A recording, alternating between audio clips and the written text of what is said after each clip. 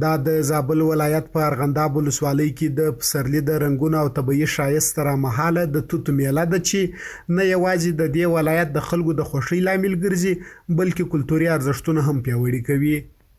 دغه میله چې هر کال د توتو د موسم په پیل کې ترسره کیږي د خلکو د خوښۍ د رواجونو او پخوانیو دودونو ننداره ده.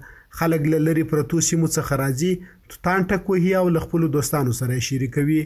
د ارغنداب ولسوالۍ اوسیدونکي وایي موږ هر کال دا میله لمانځو.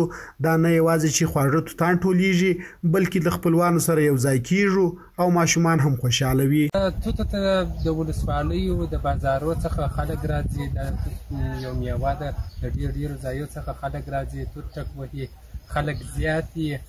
نو خو دلته بل څوک نشي ورختلی د موږ بغیر دلته موږ ورسره ولاړ یو، خوږېدی نشي. موږ غواړو چې دا د زابل ولسوالۍ او دا د ارغنداب ولسوالۍ ښه ښایسته ځای ده او ښه خلک دي انشاءالله تر خپله وسه پورې د مېلمنو په پوره توګه ښه خدمت کوي او له بازار له خلکو سره چې د نورو ولایتو خلک راسي موږ دا سرولي ده چې موږ د بازار د خلکو خدمت وکړو، هغه بیا د هغو مېلمنو خدمت وکړي.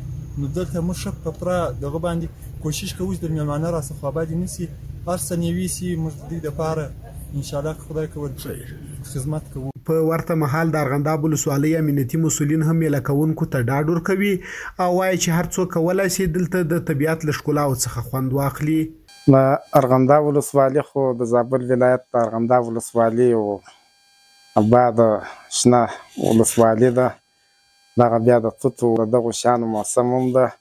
نو خلک کولی شي که د بازار خلک یې که نور خلک یې چې دلته د منظرې دپاره د طبیعت دپاره راشي، که یوه شپه کوي حتی که ډېرې شپې کوي، د امنیت پر برابر انشاءالله یو مشکل هم ودوی ته نشته.